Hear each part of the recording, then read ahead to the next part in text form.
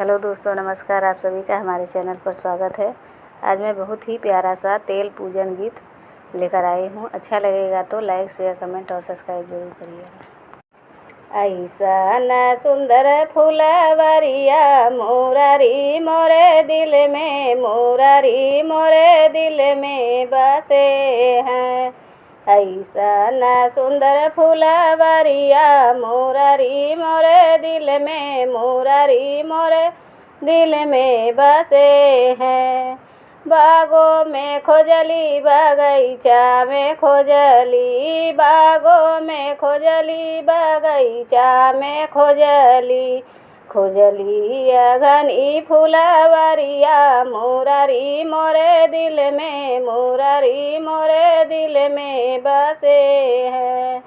खोजली घनी फुलवरिया मुरारी मोरे दिल में, मुरारी मोरे दिल में बसे हैं।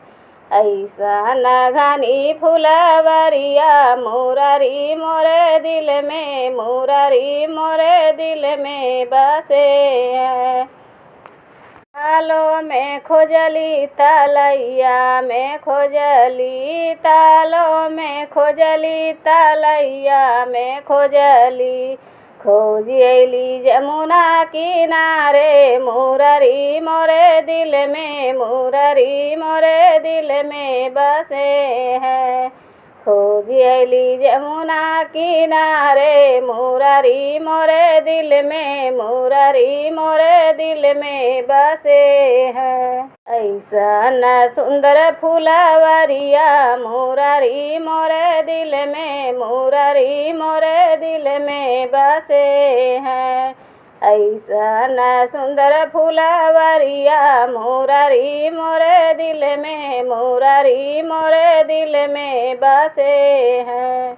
कोठा पे खोजली, कोठरिया में खोजली, कोठा पे खोजली, कोठरिया में खोजली, खोज अली टूटही झरोखवा मुरारी मोरे दिल में, मुरारी मोरे दिल में बसे हैं। खोज अली टूटही झरोखवा मुरारी मोरे दिल में, मुरारी मोरे दिल में बसे हैं।